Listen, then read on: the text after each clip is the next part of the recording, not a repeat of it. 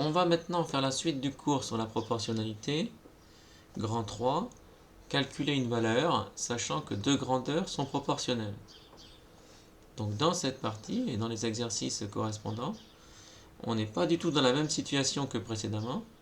On est dans la situation où on sait que les grandeurs sont proportionnelles.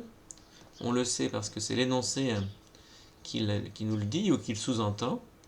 Donc ça c'est acquis, on sait que les grandeurs sont proportionnelles et on veut en déduire une valeur manquante, donc une valeur d'une des deux grandeurs, mais sachant cette fois-ci que les grandeurs sont proportionnelles.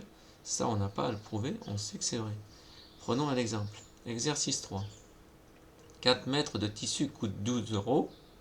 4 mètres de tissu coûtent 12 euros. Combien coûte 7 mètres de tissu?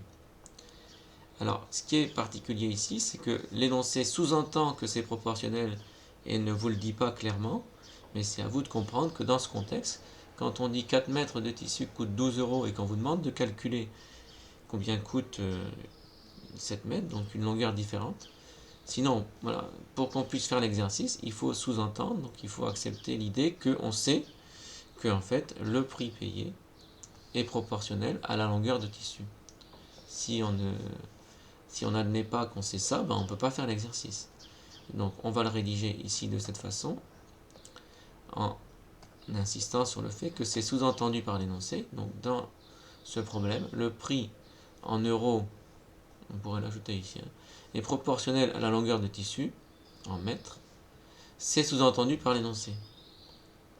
Donc compte tenu de ça, on peut faire un tableau qui sera un tableau de proportionnalité. Donc le tableau suivant est un tableau de proportionnalité.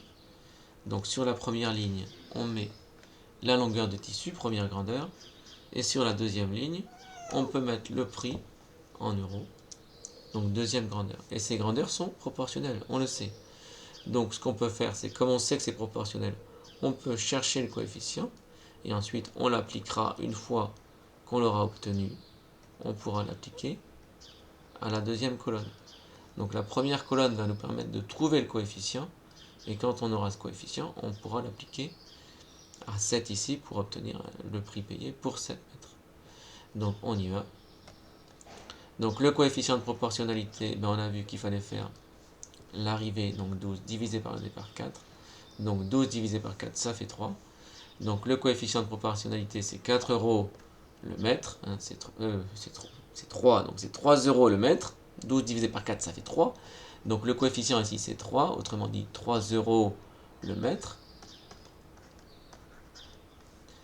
Donc maintenant, j'ai plus qu'à l'appliquer. 7 fois 3, 21. Pour obtenir le prix payé pour 7 mètres de tissu. Donc ici, on va obtenir 21. Voilà, donc le 7 mètres de tissu coûte 21 euros.